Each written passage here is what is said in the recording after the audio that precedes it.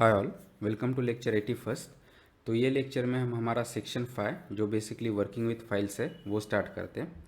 तो ये सेक्शन में हम बेसिकली ये चीज़ें वन बाय वन डिस्कस करेंगे। तो सबसे पहले हम डिस्कस करेंगे कि हमको फ़ाइल की ज़रूरत क्यों होती है। फिर हम डिस्कस करेंगे कि फ़ाइल क्या होता है, ठीक है। फिर हम देखेंगे कि पाइथन में हम किस तरह से फ़ाइल को एक्सेस कर सकते हैं, ओपन कर सकते हैं, रीड एंड राइट कर सकते हैं। और फाइनली हम कुछ फाइल रीडिंग एंड राइटिंग के कुछ बेसिक सिनारियोज भी डिस्कस करेंगे, ठीक है। So let's get started. तो सबसे पहले कि हमको फाइल की ज़रूरत क्यों होती है, ठीक है।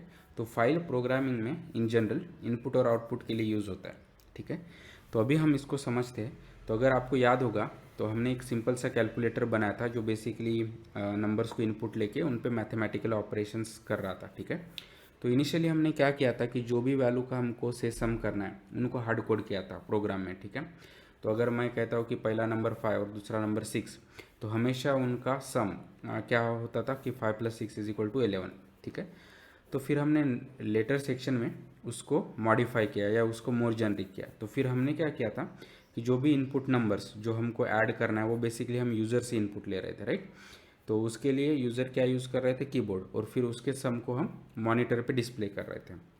लेकिन से आपके पास टेंस ऑफ थाउजेंड्स ऑफ ऐसे नंबर है जिनको आपको सम करना है, ठीक है। तो यूज़र से वन बाय वन इनपुट करना और फिर उसको मॉनिटर पे वन बाय वन डिस्प्ले करना वो शायद उतना कन्वीनियंट नहीं होगा। तो ऐसे केसेस में से हम फाइल का यूज़ कर सकते हैं।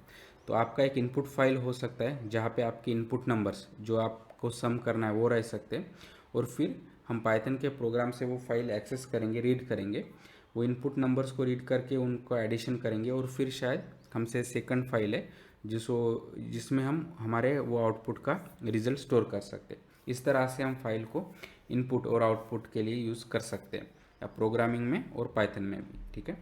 तो नेक्स्ट कि व्हाट इज़ फाइल, ठीक है। तो फाइल को हम सिंपल टर्म में इस तरह से डिफाइन कर सकते हैं कि ये कंटिन्यूस सेट ऑफ बाइट्स है जो बेसिकली कुछ डेटा स्टोर कर रहा है, ठीक है। तो जो भी डेटा होगा ये फाइल में वो कुछ स्पेसिफिक फॉर्मेट में होगा, ठीक है। जैसे हो सकता है कि एज सिंपल एज कि एक आपका टेक्स्ट फाइल हो सकता है जिसमें आपका कुछ टेक्स्ट होगा, या स्प्रेडशीट जैसे CSV जैसा हो सकता है, या more complex like executable file इस तरह से भी हो सकता है, ठीक है। लेकिन एट द एंड जो भी फाइल का कंटेंट होगा, जो भी वो बाइट के इसमें स्टोर हो रहा है, वो बेसिकली प्रोसेसिंग के लिए बाइनरी में एज यूजुअल 0 और 1 में कन्वर्ट होके फिर हम उस तरह से फाइल प्रोसेसिंग करेंगे कंप्यूटर, ठीक है। तो अगर अगर हम मॉडर्न फाइल सिस्टम डिस्कस करते हैं जैसे विंडोज़ हो गया, यूनिक्स एंड मैक, तो बेसिकली उसमें फाइल इस तरह 3 पार्ट से बना होता है, ठीक है। तो सबसे पहले हेडर। तो हेडर रिप्रेजेंट करेगा मेटा डेटा ऑफ फाइल, जैसे उसका नाम क्या है, उसका टाइप क्या है, उसका साइज़ क्या है, एक्सेट्रा एक्सेट्रा, ठीक है। सेकंड और शायद मोस्ट इंपॉर्टेंट सेक्शन है कि कंटेंट ऑफ फाइल, कि जो डेटा हम उसमें फाइल में स्टोर कर रहे हैं वो। और फाइनली एक एंड ऑफ फाइल, जो एक स्पेशल कैरेक्टर वो फाइल सिस्टम के अकॉर्डिंगली होगा, जो इंडिकेट करेगा कि हमारा फाइल कहाँ पे एंड होता है, ठीक है। अगर पिक्चोरिकली हम देखते हैं तो ये 3 मेन कंपोनेंट की हेडर जो उसका मेटा डेटा रहेगा, डेटा या कंटेंट ऑफ फाइल जो एक्चुअल डेटा है वो, और फिर एक स्पेशल कैरेक्टर जो एंड ऑफ फाइल रिप्रेजेंट करेगा। तो ये बेसिकली हमारे मॉडर्न फाइल सिस्टम का एक फाइल का एट हाई लेवल स्ट्रक्चर हो सकता है, ठीक है। तो जो भी फाइल का डेटा है या उसका कंटेंट है वो क्या रिप्रेजेंट करेगा वो डिपेंड करता है कि उसका फॉर्मेट स्पेसिफिकेशन क्या है, ठीक है। तो ऐसे बहुत सारे फॉर्मेट स्पेसिफिकेशंस है जो बेसिकली हम फाइल सिस्टम में उसके एक्सटेंशन से आइडेंटिफाई करते हैं, ठीक है। जैसे अगर .png है, .gif है, तो वो बेसिकली इमेज को रिप्रेजेंट कर रहा है, राइट। जैसे हमने बात की थी कि .csv है तो वो बेसिकली स्प्रेडशीट होगा, .txt है तो वो उसका टेक्सचुअल डेटा होगा, एंड सो ऑन, ठीक है। तो फाइल का कंटेंट वो रिप्रेजेंट होगा बेसिकली उसके फॉर्मेट स्पेसिफिकेशन से या उसके एक्सटेंशन से, ठीक है।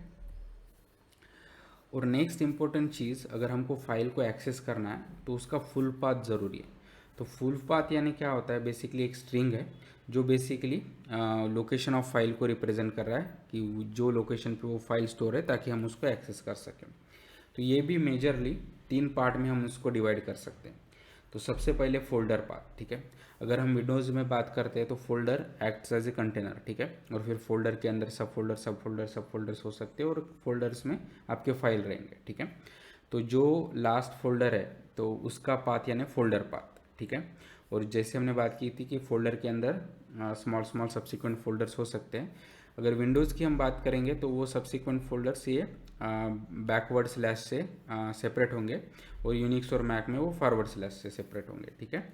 लेकिन बेसिकली हमारा जो रूट होगा या हमारा मेन स्टार्टिंग पॉइंट होगा, उससे सब्सिक्वेंट फोल्डर्स में जाके जहाँ पे फाइल है हम वहाँ तक जाएंगे और उसको हम कहेंगे फोल्डर पाथ।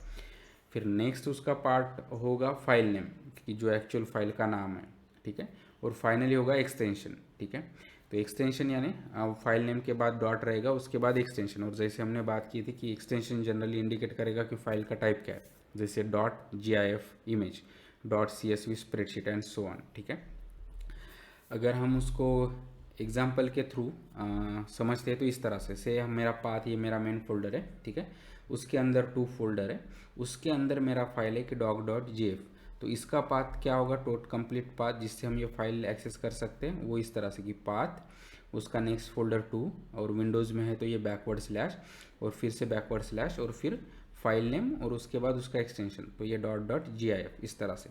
उसी तरह अभी से मेरे पाथ फोल्डर में डायरेक्टली फाइल है animals.csv, तो हम उसको किस तरह से एक्सेस करेंगे, पाथ बैकवर्ड स्लैश animals.csv, यानी उसका नेम और फिर उसका स्पेसिफायर या बेसिकली उसका एक्सटेंशन, ठीक है। तो इस तरह से हमारा कंप्लीट पाथ होगा फाइल सिस्टम में। विंडोज़ में है तो बैकवर्ड स्लैश, अगर यूनिक्स और मैक में है तो फॉरवर्ड स्लैश। तो विंडोज़ में हमारे क्या है फोल्डर्स, और यूनिक्स में वगैरह वो डायरेक्टरीज होंगे, ठीक है।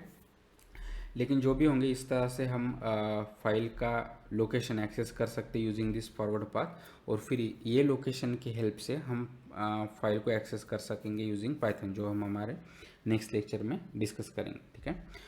तो नेक्स्ट लेक्चर में हम डेफिनेटली डिस्कस करेंगे कि हम ये फाइल के पाथ को एक्सेस करके हम फाइल को किस तरह से रीड कर सकते हैं, राइट कर सकते हैं एंड सो ऑन। लेकिन आई होप कि अभी ये लेक्चर में आपको पता चला होगा या बेटर आइडिया होगा कि फाइल क्या होता है, हमको उसकी ज़रूरत क्या है, और हम उसको किस तरह से एक्सेस कर सकते हैं यूजिंग इट्स पाथ, ठीक है। So please like the video, share the video, subscribe to the channel and keep learning, keep coding and have fun. Thank you.